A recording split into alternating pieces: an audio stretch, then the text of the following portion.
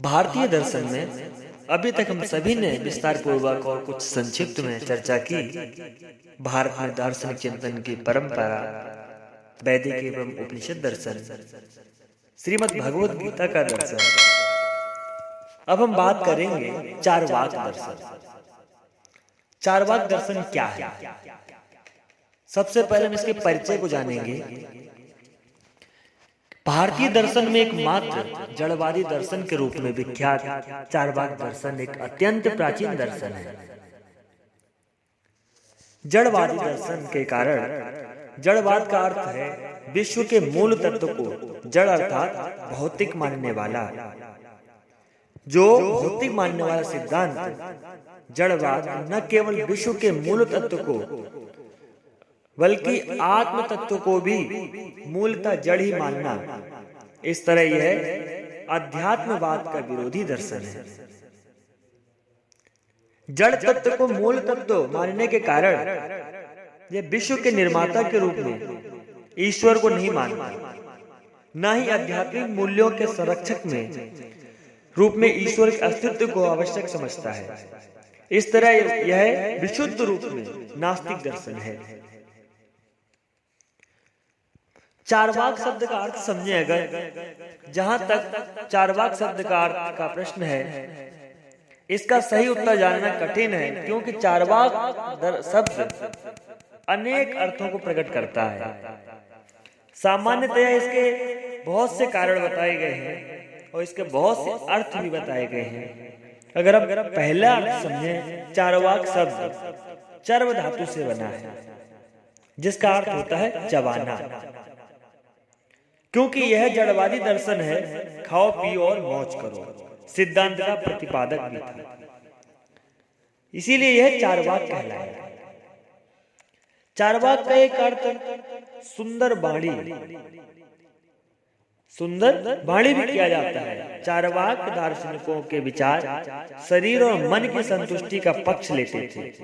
ऐसे विचार जन सामान्य को रुचिकर लगते हैं, इसीलिए सामान्य लोगों को इनकी वाणी मधुर प्रतीत होती है। शायद इसीलिए लोगों के मध्य यह दर्शन चारवाक के नाम से प्रसिद्ध हुआ।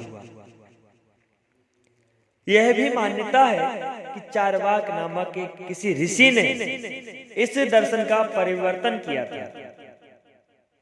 संभवतः उन्हीं के नाम पर इस दर्शन का नाम चारवाक दर्शन पड़ा। कुछ प्राचीन ग्रंथों में इनका उल्लेख मिलता है। कुछ विद्वान इन्हें देवगुरु बृहस्पति के शिष्य भी बताते हैं। देवगुरु बृहस्पति पुराणों में देवताओं के गुरु बृहस्पति परम पूज्य माने गए हैं, जिन्होंने देवताओं को हमेशा अध्यात्म की शिक्षा दी। ऐसे गुरु का शिष्य चारवाक भौतिकवादी दर्शन का प्रणेता कैसे बन गया? यह प्रश्न बड़ा रहस्यमयी होता है, क्योंकि जब गुरु श्रेष्ठ है तो उसका शिष्य भी श्रेष्ठ ही होना चाहिए। यदि गुरु की दिशा अलग है और शिष्य की दिशा अलग है, तो निश्चित ही वह सवाल बड़ा ही गोपनीय और रहस्यमय बन जाता है। कुछ विद्वान स्वयं बृहस्पति को ही इस दर्शन का प्रवर्तक कहते हैं। वैसे प्राचीन ग्रंथों में यह दर्शन बृहस्पति दर्शन के नाम से भी जाना जाता है, किंतु यहाँ पर फिर पूर्ववत प्रश्न उठता है कि देवताओं के गुरु ने इस राक्षसी विद्या का प्रचार क्यों किया होगा? इसी प्रश्न का उत्तर में कुछ विद्वानों का कहना है कि देवगुरु ने जानबूझकर ऐसे दर्शन का प्रतिपादन किया था, जिसे अपनाकर असुरगण स्वयं ही विनाश को प्राप्त हो जाए। वैसे कुछ विद्वान इन्हें देवगुरु बृहस्पति से भिन्न कोई अन्य राजगुरु मानते हैं। इसमें लोकायत दर्शन, चारवाक दर्शन लोकायत दर्शन के नाम से भी प्रसिद्ध हुआ है। आम आदमियों में अपने भौतिकवादी विचारों के कारण लोकप्रिय था, अतः यह लोकायत दर्शन भी कहा गया।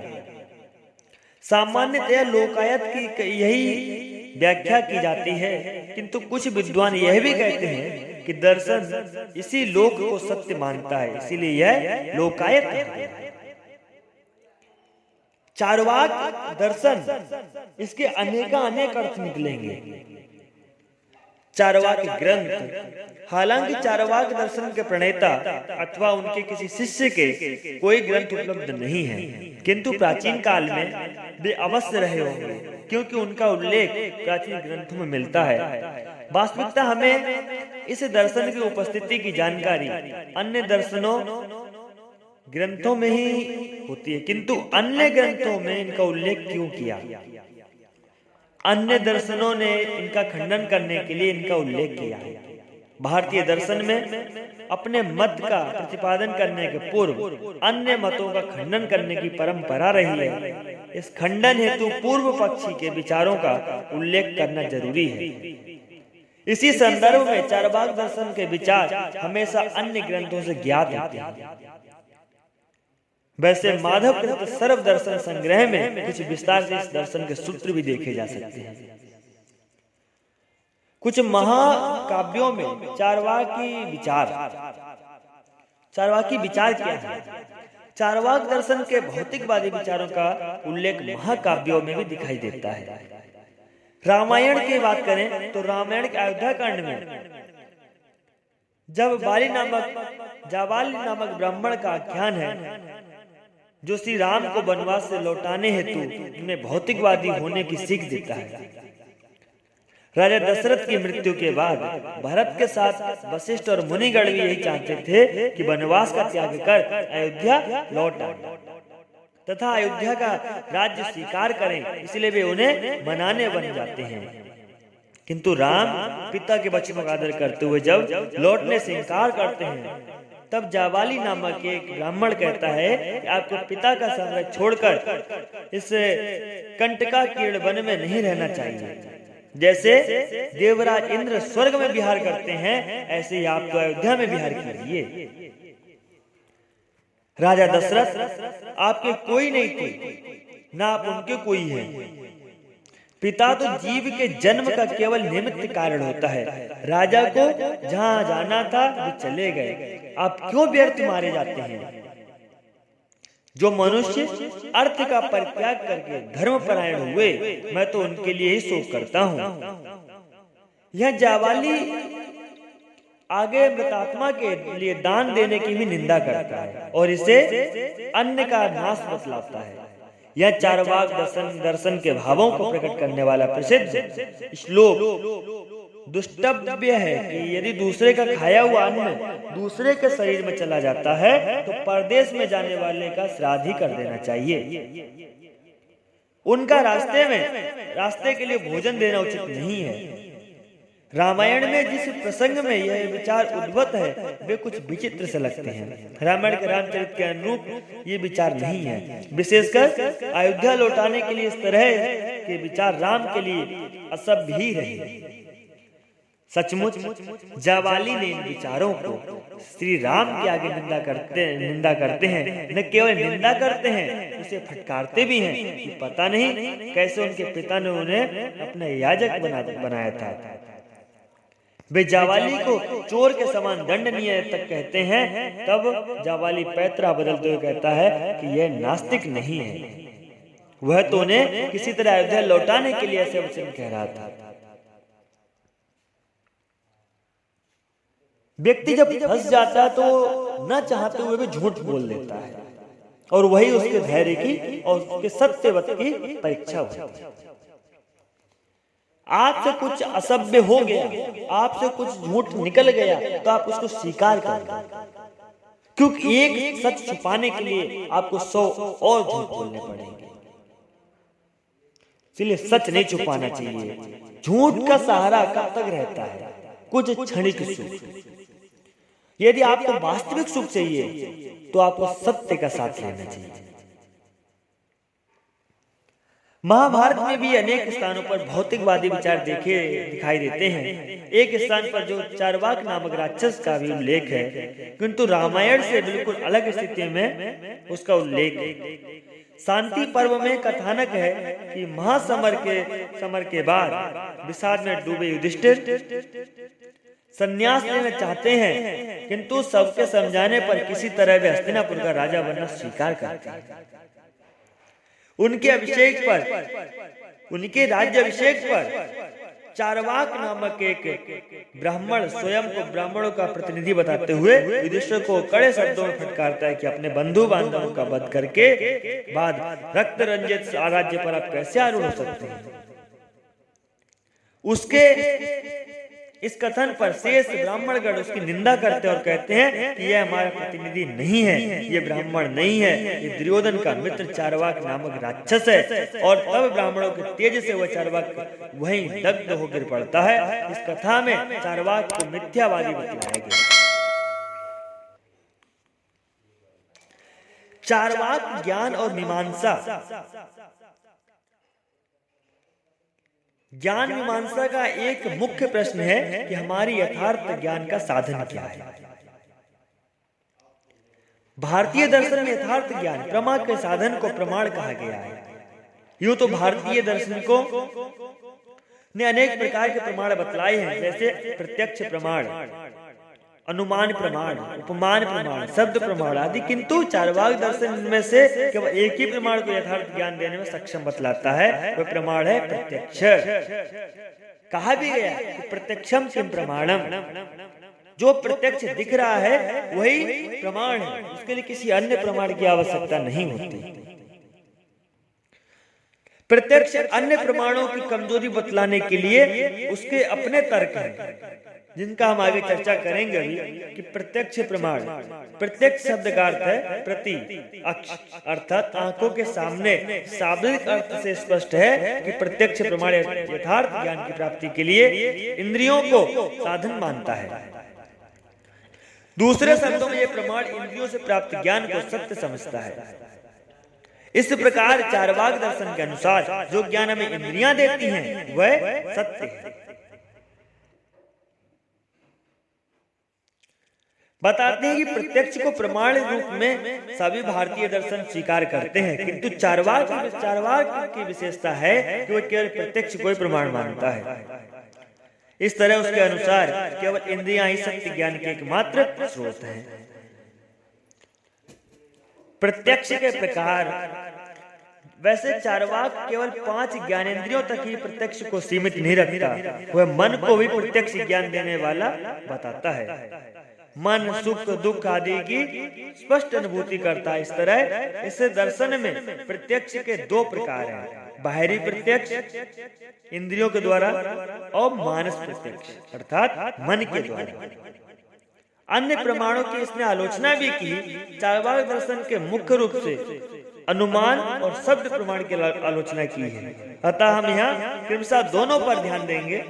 अनुमान प्रमाण क्या है? अनुमान प्रमाण के रूप में प्रायः सभी भारतीय दार्शनिक तथा सामान्य जन भी स्वीकार करते हैं। वास्तविकता हम प्रत्येक काल एवं प्रत्येक स्थान की घटनाओं का प्रत्यक्ष नहीं कर सकते। पूर्व में किए गए प्रत्यक्ष के आधार पर हम कल्पना के द्वारा वर्तमान में किसी सत्य की उपलब्धि को अक्सर ऐसा करते हैं कि ये अनुमान लगाते कि ऐसा हुआ था या फिर उसी तरह से कोई कार्य होता है तो इस तरीके से हो जाएगा। यही अनुमान प्रमाण है। न्याय दर्शन में अनुमान का शाब्दिक अर्थ है पश्चात ज्ञान। पश्चात ज्ञान बतलाया गया है। यहाँ पश्चात ज्ञान से तात्पर्य है पूर्व ज्ञान अर्थात प्रत्यक्ष के पश्चात होने वाला ज्ञान या प्रत्यक्ष पर आधारित ज्ञान।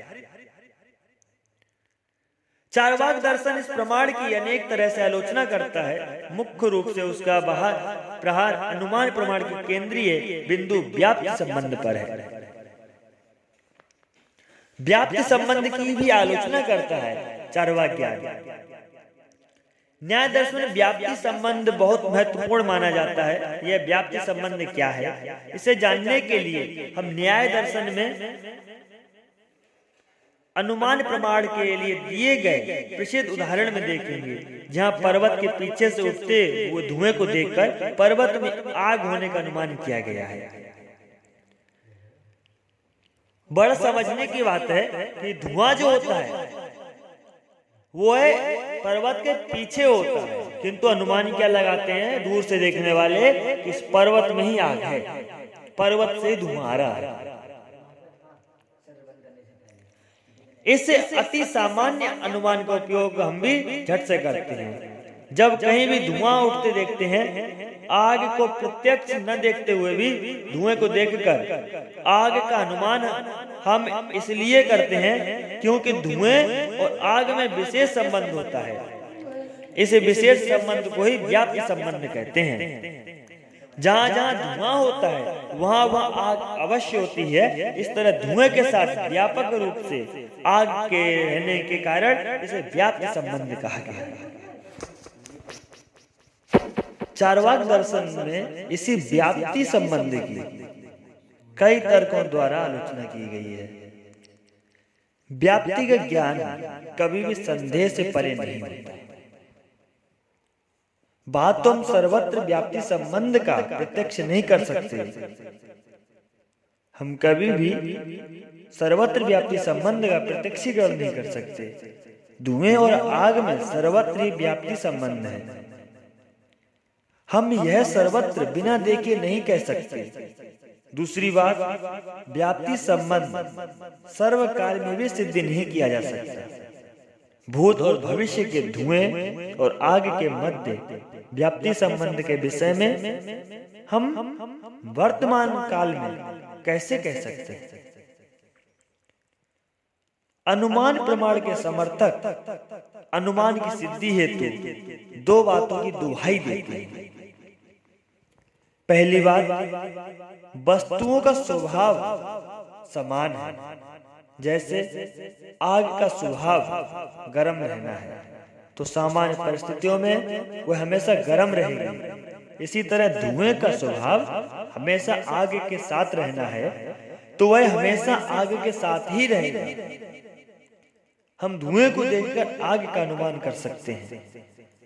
दूसरी बात कहते हैं, जगत में कार्य कारण का नियम कार्यरत है।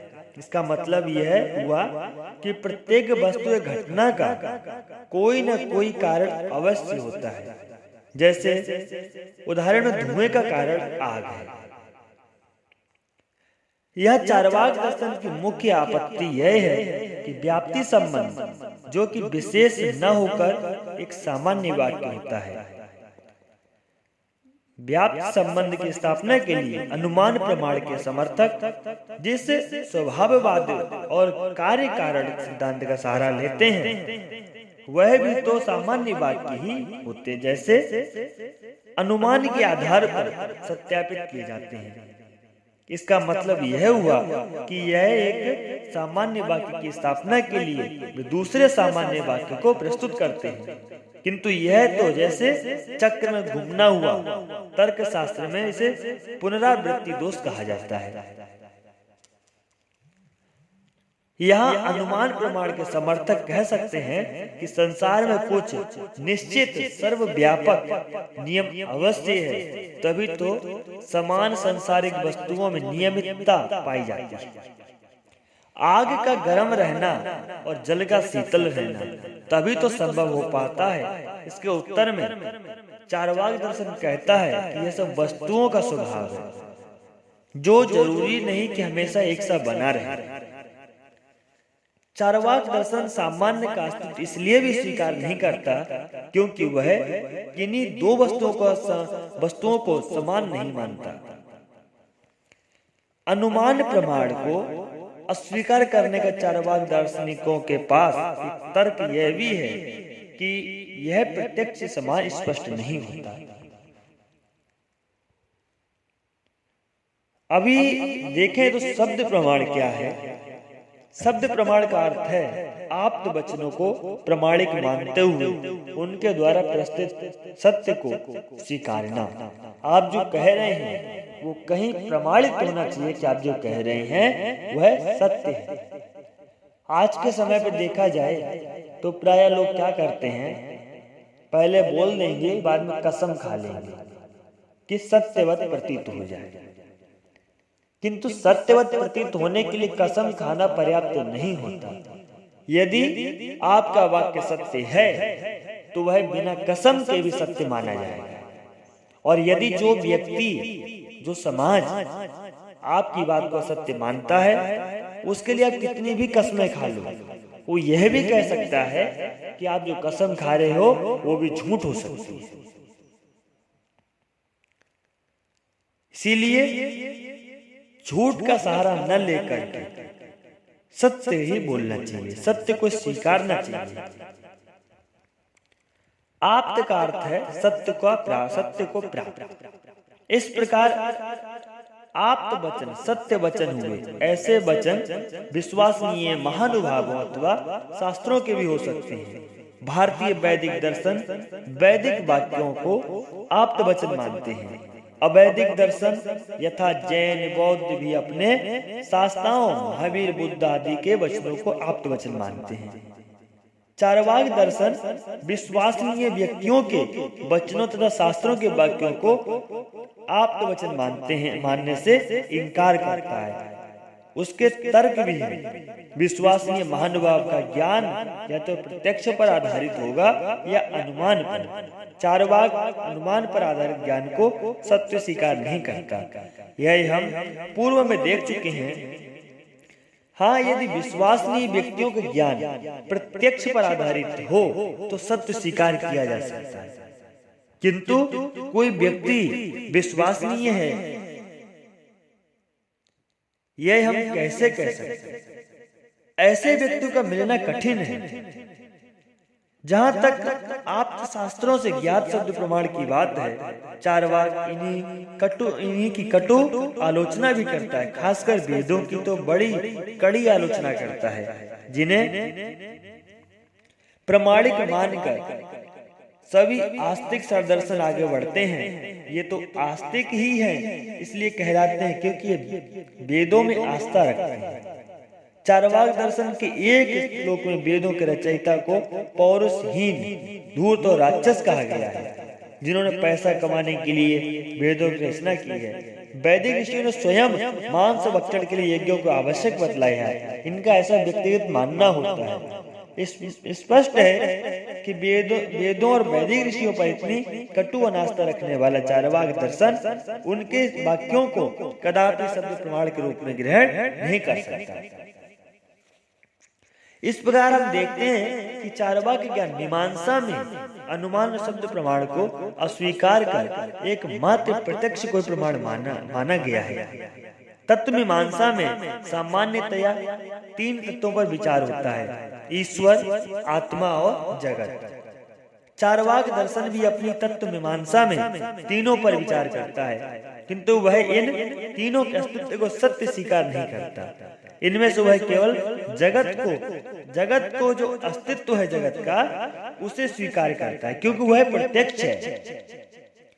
वास्तविकता यह उसकी ज्ञान मीमांसा का नतीजा है। चार्वाक ज्ञान मीमांसा में हम देख चुके हैं कि वह केवल प्रत्यक्ष को प्रमाण मानता है, क्योंकि प्रत्यक्ष केवल जगत का होता है।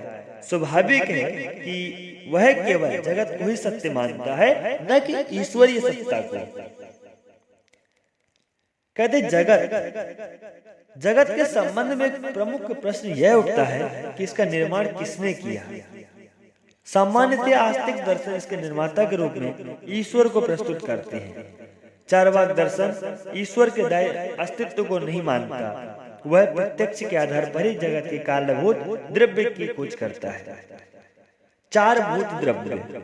अब भूत द्रव्य क्या होते हैं? चार्वाक दर्शन जगत के मूल में 4 द्रव्य को स्थित बतलाता है।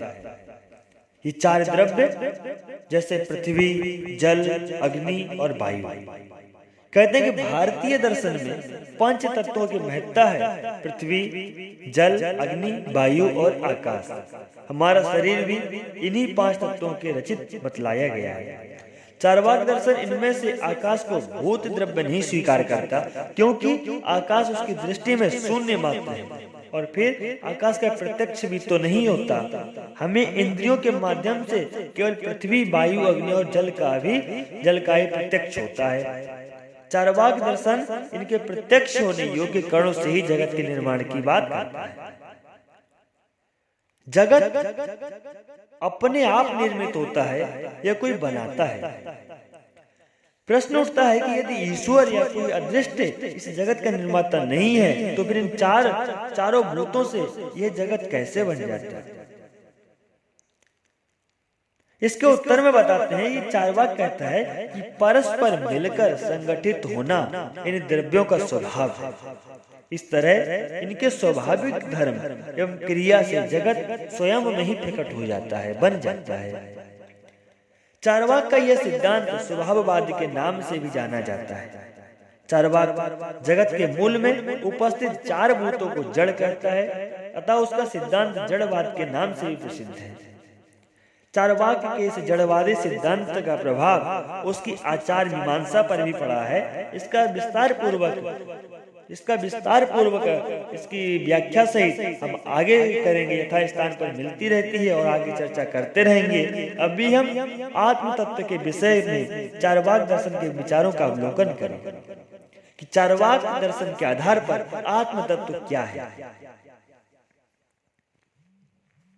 जगत के निर्माण की बात तो हमने देखी। अब प्रश्न उठता है कि चेतन आत्मा का अस्तित्व कैसे है, किसने इसका निर्माण किया, क्या इसके निर्माण का कोई उद्देश्य है?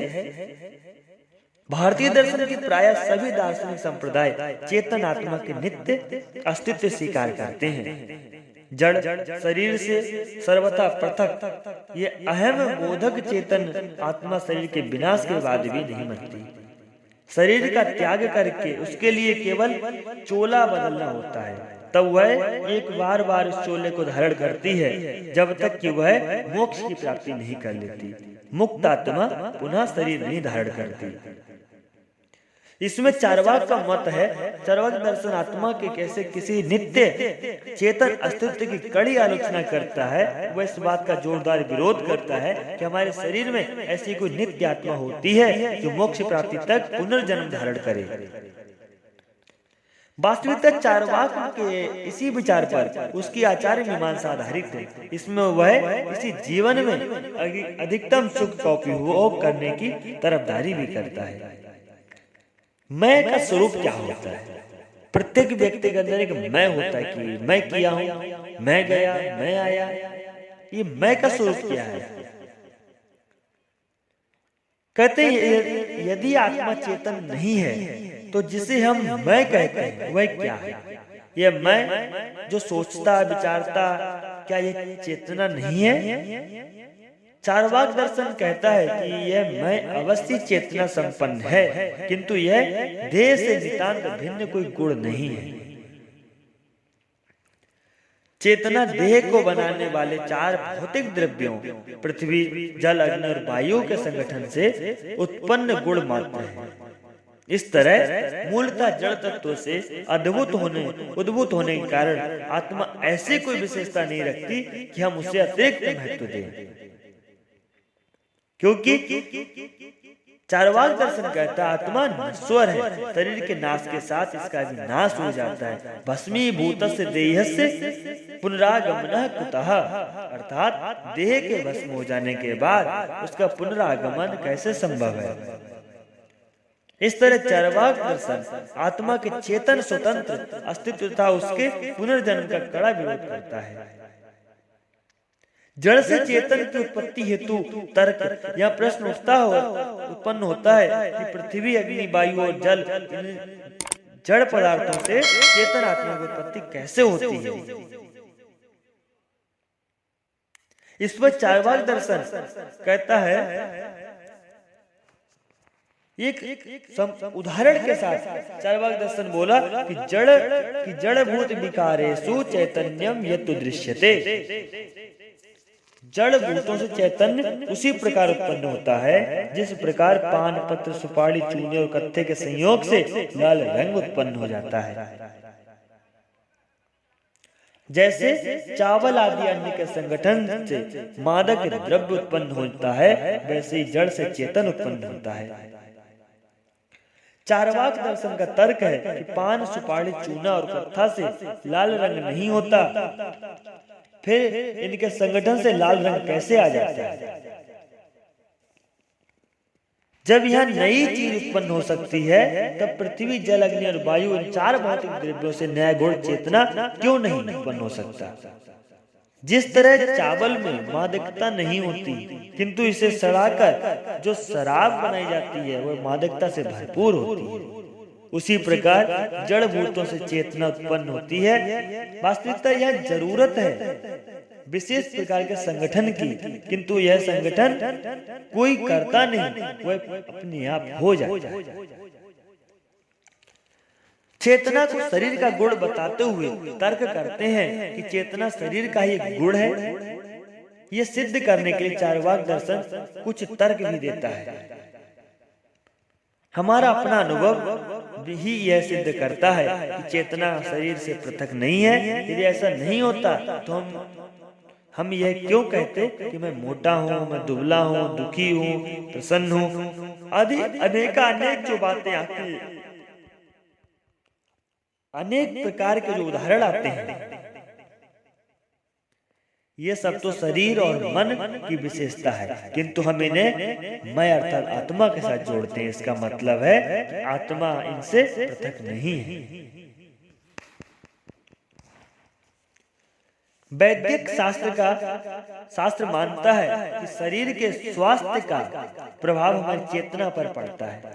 पौष्टिक भोजन से मस्तिष्क भी पुष्ट होता है, और कहते हैं कि आधुनिक चिकित्सा शास्त्र भी इस मत की पुष्टि कर देता है। न्यायिक पद्धति वस्तुतः प्रमाण मिलता है कि भोजन से शरीर पुष्ट होता है। यह तो सिद्ध है, इसके विपरीत परिस्थितियां भी सिद्ध है अर्थात भोजन न करने से शरीर कमजोर दिखाई देता है, भोजन न करने से चेतना भी विलुप्त होती देखी जाती है। इससे सिद्ध होता है कि चेतना भौतिक तत्व से उत्पन्न भी होती है। शरीर के साथ चेतना के इस घनिष्ठ संबंध के कारण ही आचार्य बृहस्पति कहते हैं कि चैतन्य विशिष्टा काय पुरुष चैतन्य युक्त शरीर ही है। चार्वाकियों में आत्मा संबंधित मतभेद, हालांकि कभी सभी चार्वाक दार्शनिक आत्मा के नित्य अस्तित्व का खंडन करते हैं और आत्मा के विशिष्ट गुण चेतना को शरीर का ही गुण बतलाते हैं, किंतु देह में आत्मा का क्या स्थान है, अर्थात हम क्या शरीर को आत्मा कहेंगे या फिर इंद्रिय, मन, प्राण इन्हें आत्मा कहेंगे। इस प्रश्न पर उनमें मतभेद है। इस आधार पर हमें 4 प्रकार के चार्वाकी दिखाई पड़ देते हैं। वे जो केवल चैतन्य युक्त शरीर को ही आत्मा कहते हैं, एक वो इंद्रियों को आत्मा कहते हैं, एक वो जो मन को आत्मा कहते हैं, और एक वो जो प्राण को आत्मा कहते हैं।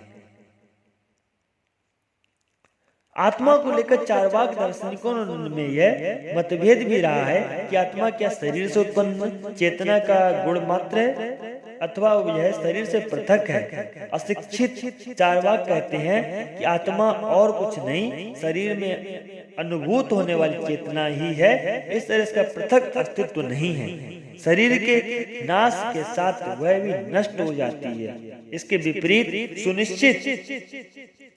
सुचित चार्वाक मानते हैं कि आत्मा शरीर से पृथक है, चेतन ज्ञाता एवं भोक्ता है, किंतु दोनों इस विषय पर सहमत हैं कि आत्मा शरीर के साथ ही नष्ट हो जाती है, इसका पुनर्जन्म नहीं होता। चार्वाक दर्शन ईश्वरीय सत्ता, ईश्वर का बहुत कड़ा विरोधी है, किंतु इसके मत में भी ईश्वर प्रत्यक्ष सिद्धि या सिद्धि क्या है वह देखते हैं कि चार्वाक दर्शन विशुद्ध नास्तिक दर्शन है। इसका उल्लेख मिलता है हम पूर्व में भी कर चुके हैं कि ईश्वर के अस्तित्व के स्वीकार के लिए इसके बहुत तर्क है। तर्क के बाद भी वह ईश्वरीय सत्ता को स्वीकार नहीं करता। चार्वाक दार्शनिक एकमात्र प्रत्यक्ष को ही प्रमाण कर मानते हैं, क्योंकि ईश्वर का प्रत्यक्षीकरण नहीं होता तो ईश्वर का अस्तित्व नहीं माना जा सकता। ईश्वर के अस्तित्व में विश्वास रखने वाले उसका अस्तित्व प्रायः अनुमान प्रमाण के द्वारा सिद्ध करते हैं। जैसे न्याय दर्शन कहता है कि प्रत्येक निर्मित वस्तु अपने निर्माता की ओर संकेत करती है। इस घड़ा कुम्हार की ओर जगत भी एक निर्मित वस्तु है, अतः इसका भी कोई न कोई निर्माता होना चाहिए। यह निर्माता ईश्वर ही हो सकता है।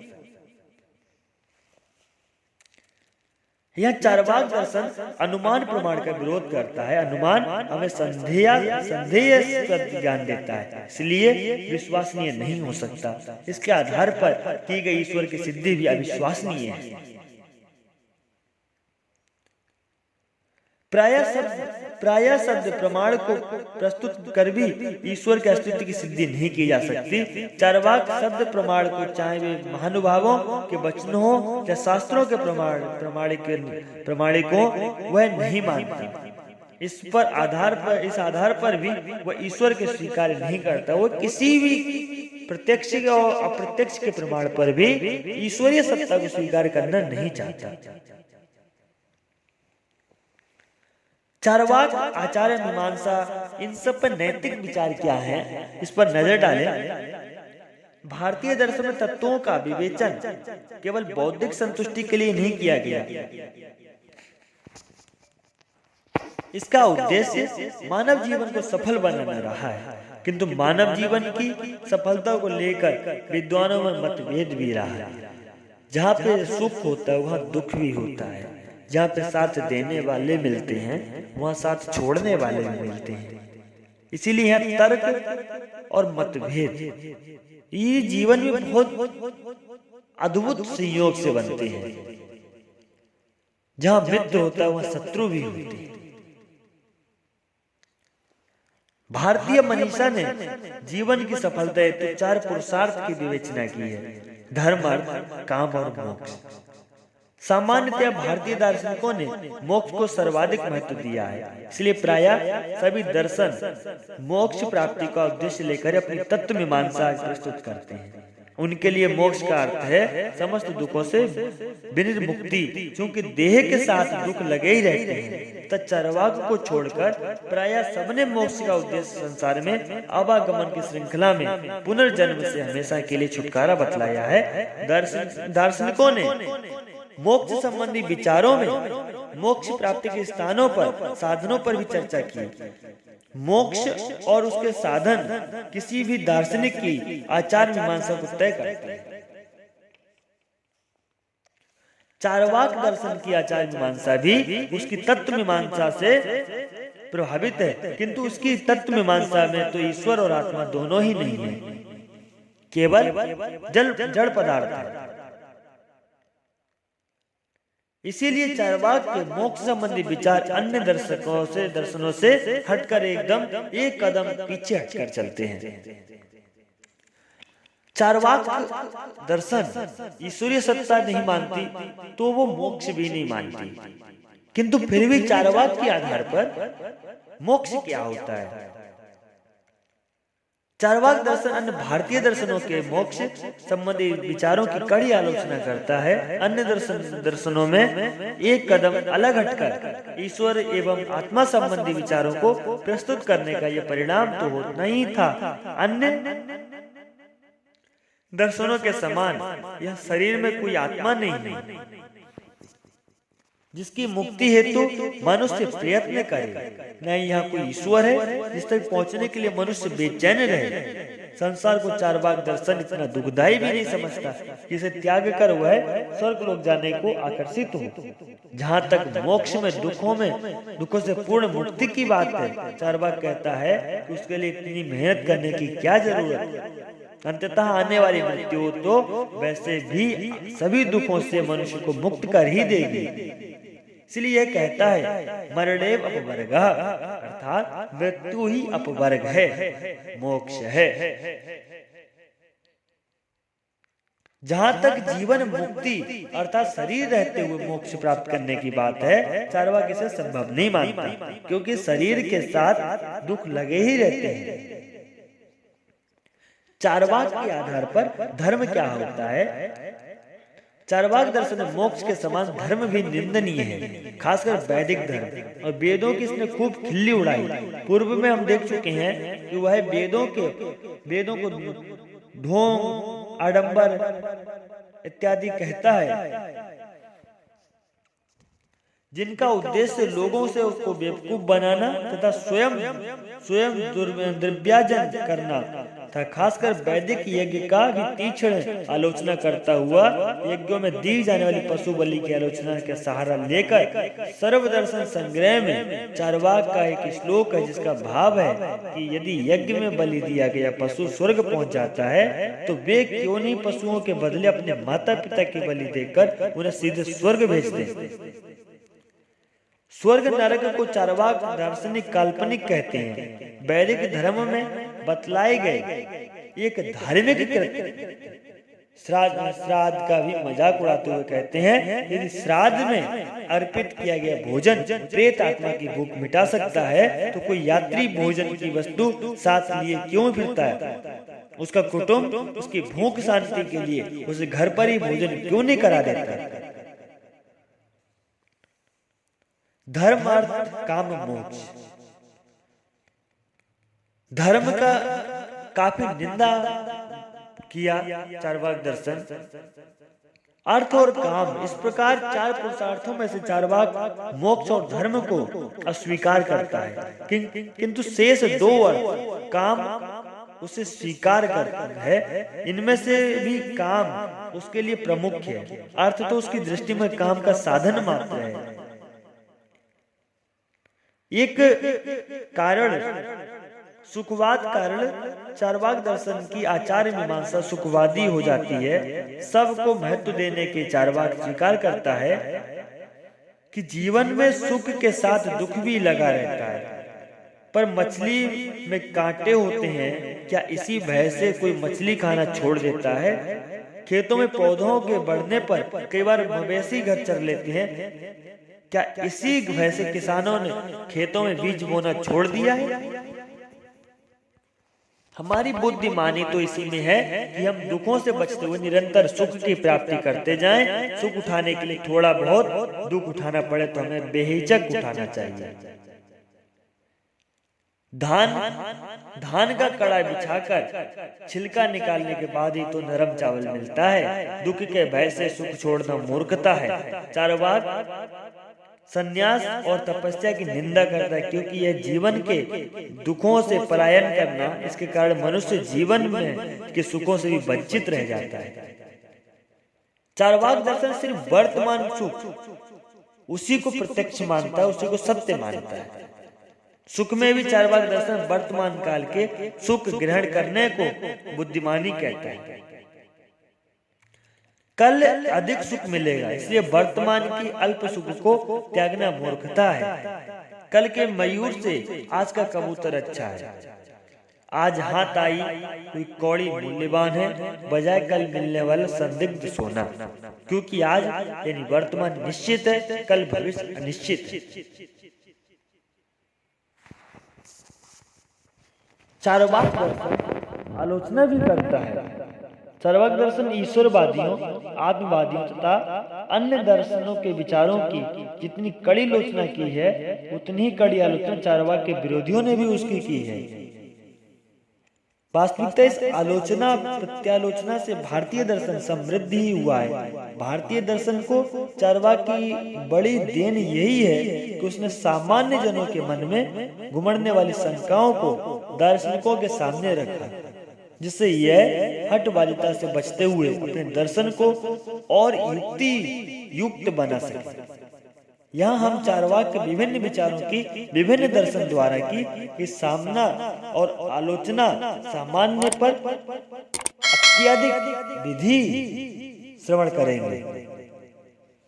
ज्ञान मीमांसा की आलोचना भी चार्वाक ज्ञान मीमांसा की बहुत सारी आलोचना की जाती है। प्रत्यक्ष एकमात्र प्रमाण नहीं होता। हालांकि प्रत्यक्ष प्रमाण को प्रायः सभी दार्शनिकों ने स्वीकार किया, किंतु इसे वे एकमात्र प्रमाण नहीं मानते, क्योंकि प्रत्यक्ष तक ही सीमित रहने से हमारा ज्ञान बहुत सीमित रह जाता है। हम प्रत्येक काल और स्थान में घटित घटनाओं के साक्षी नहीं हो सकते, तो हमें अनुमान का सहारा लेना ही पड़ता है। चार्वाक केवल प्रत्यक्ष को एकमात्र प्रमाण बताता है। प्रत्यक्ष को चार्वाक असंदिग्ध ज्ञान देने वाला कहते हैं, किंतु यह अनुचित है। प्रत्यक्ष से भी कई बार हमें धोखा होता है। सत्य तो यह है कि केवल प्रत्यक्ष के आधार पर लोक व्यवहार ही भी नहीं चलता। अनुमान की आलोचना की भी कमजोरी बताई है। चार्वाक अनुमान को असंदिग्ध ज्ञान देने में असमर्थ बतलाता है। यह व्याप्ति संबंध की आलोचना करता है, क्योंकि इसकी सिद्धि प्रत्यक्ष के आधार पर नहीं की जा सकती।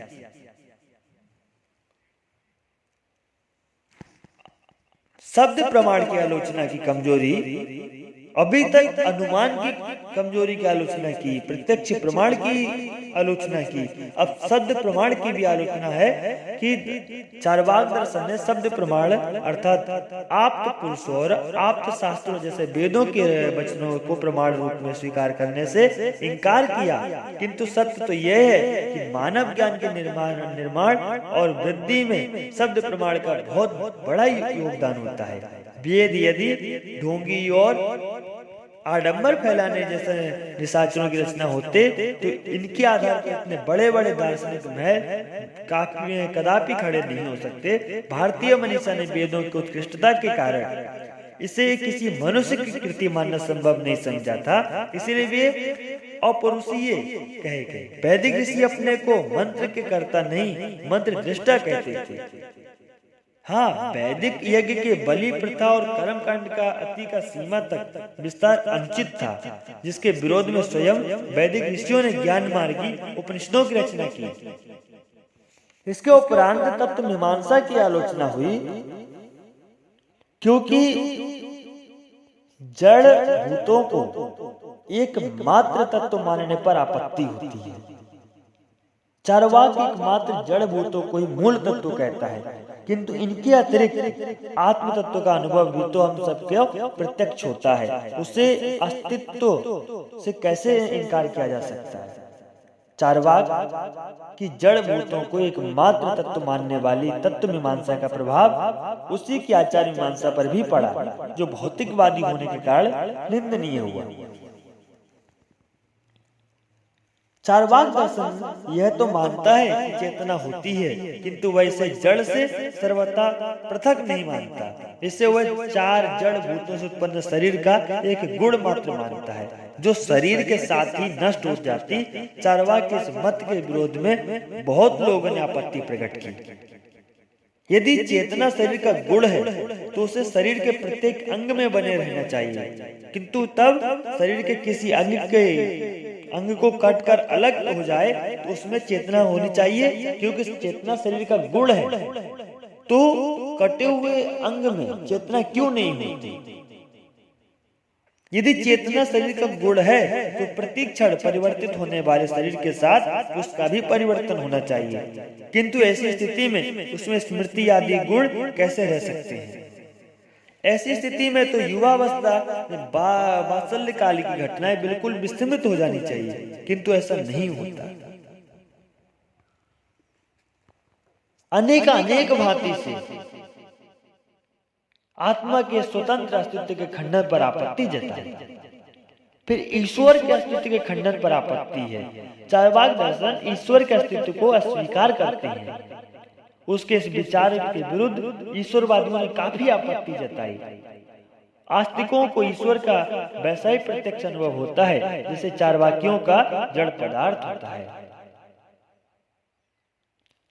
नैतिक मूल्यों का संरक्षण हेतु कर्म फल समुचित रूप से मिलते हैं, यह मानना आवश्यक है, किंतु इन कर्म फलों का दाता कुछ सीमित प्राणी नहीं हो सकता, एकमात्र ईश्वर हो सकता है। जगत के रचयिता का प्रश्न भी ईश्वर के अस्तित्व की ओर इशारा करता है। विभिन्न प्रयोजनों की वस्तुओं से युक्त वह जगत अपने आप नहीं बन सकता, जैसे चार्वाक कहते हैं। व्यक्तिगत कहना एक अलग बात होती है, किंतु व्यक्तिगत जैसा कह दिया वही सत्य है, ये संपूर्ण सत्य नहीं हो सकता। जिसकी जैसी मति उसकी वैसी सोच।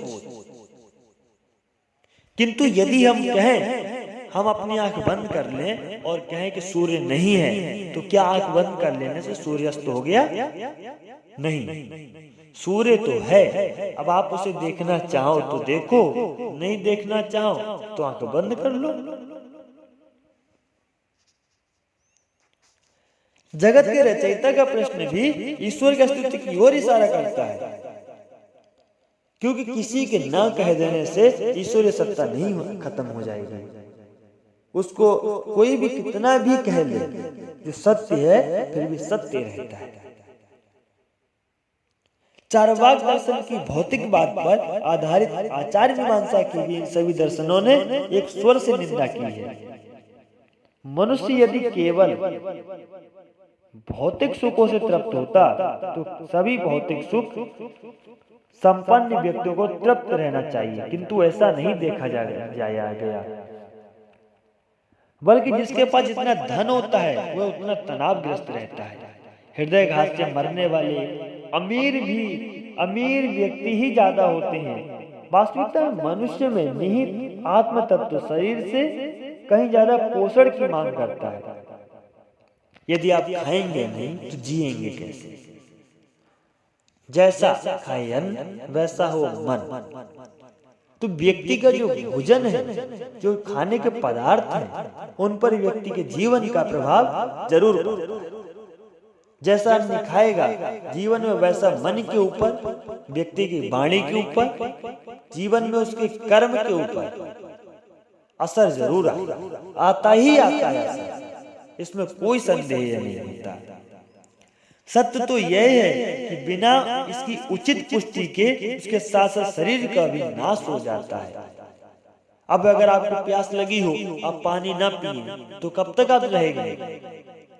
1 घंटा, 2 घंटा, 1 दिन या 2 दिन, ज्यादा दिन तो नहीं रह सकते बिना खाना पीना के। बेशक आप अन्न ग्रहण न करें, फल ग्रहण करेंगे, जल ग्रहण करेंगे, कुछ तो ग्रहण करेंगे ही करेंगे। इसी तरह भौतिकवादी आचार्य मीमांसा ने केवल व्यक्ति के लिए ही नहीं, सारे समाज के लिए घातक होती है। भौतिकवादी प्रवृत्ति स्वार्थवाद को बढ़ावा देती है। स्वयं चार्वाक दर्शन मनुष्यों को अधिकतम सुख प्राप्त करने का संदेश देकर स्वार्थी बनने के लिए प्रेरित करता है, किंतु स्वार्थी लोगों का समूह कभी भी स्वस्थ समाज का निर्माण नहीं कर सकता। जो स्वयं स्वार्थी हो, स्वयं लालची हो, वो किसी को क्या मदद करेगा?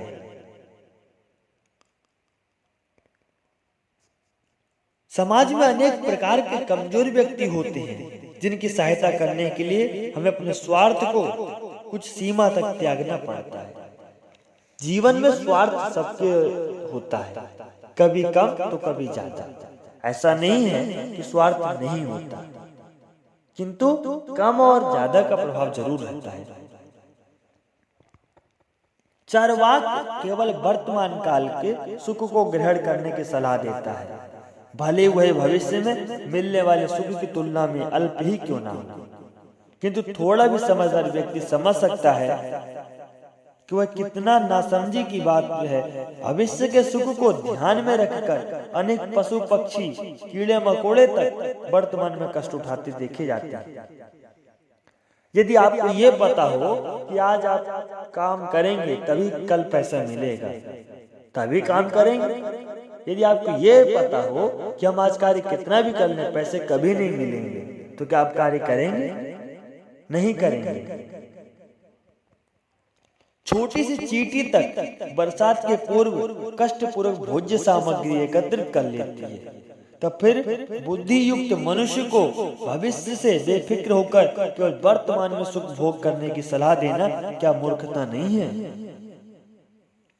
यह सत्य है कि मानव के लिए यह लौकिक जीवन का अपना महत्व है, जिसकी ओर ध्यान दिलाकर चार्वाक दर्शन भारतीय दर्शन को संतुलित करता है। और यह भी सत्य है कि इस चार्वाक दर्शन को एक स्वर में निंदा कर अन्य भारतीय दर्शनों ने इसके साथ कुछ ज्यादा बेइज्जती की है। किंतु इस सत्य से भी इनकार नहीं किया जा सकता कि भौतिकवादी प्रवृत्ति मनुष्य के लिए अंततः घातक ही होती है।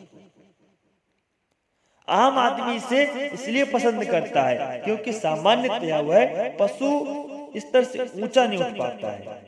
दरअसल यह एक बड़ा कठिन कार्य है जो उच्च जीवन मूल्यों की साधना से ही संभव होता है। इसी की ओर चरवाह को छोड़ अन्य दार्शनिकों ने हमें प्रेरित किया है कि व्यक्ति कर्म तो करता है और कर्म फल भी मिलता है, तो फिर कर्म क्यों ना अच्छा करे। आज कर्म किया तो ये आवश्यक नहीं आज ही फल मिल जाए। यदि लौकिक जगत में अगर हम सामान्यतया ये बात देखें तो व्यक्ति जो लोग नौकरी करते हैं, क्या उनको नौकरी करने के पैसे डेली मिलते हैं? नहीं, किसी को महीने में तो किसी को 6 महीने में।